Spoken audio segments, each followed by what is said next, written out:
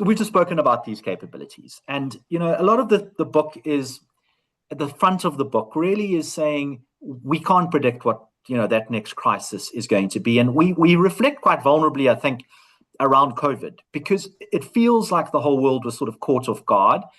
COVID, it was true that COVID was sort of on the risk registers of the World Economic Forum, their big global risk report. But it wasn't there in the previous 5 years.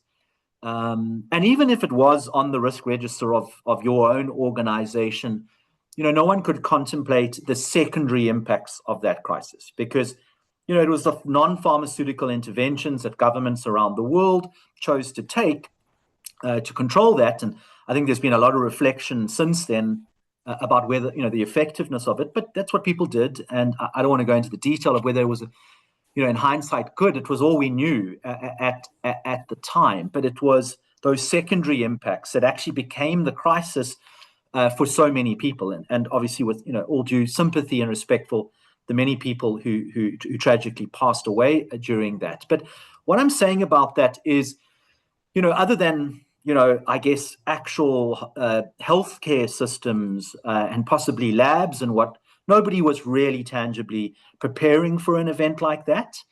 My own organization, which, by law has to have disaster management plans, and I think we have 24 disaster management plans for Cape Town, for disease and for chemical spillages and nuclear incident. There's just a certain type of crisis, particularly that type of crisis which is lingering and is around for a long time. It might sometimes it arrives slowly and then sort of gathers momentum.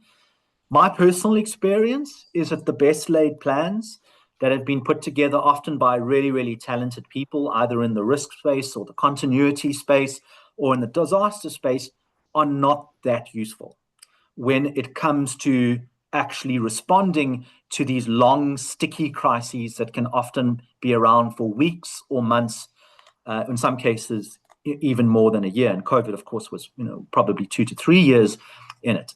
And that's kind of the limits of planning. There's a lot one can do for event-based planning and normal sort of continuity planning, whether it be a cyber attack and bringing that back online. It's much harder to think about something that is changing significantly over time.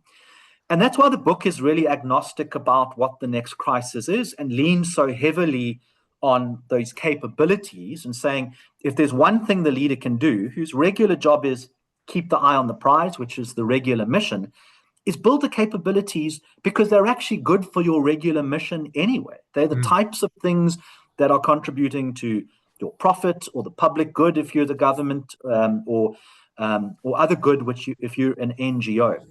So it's really an invitation to leaders to actually think about crisis and say, look, my job isn't every day to think about the next crisis, but I can put a lot of the infrastructure in place that will be adaptable and at my fingertips. And I think that is something about what we meant by the limitations of planning and the preparation paradox being, you can plan actually a hell of a lot, and it might be that you actually throw out that plan. Hopefully not. Hopefully it is useful.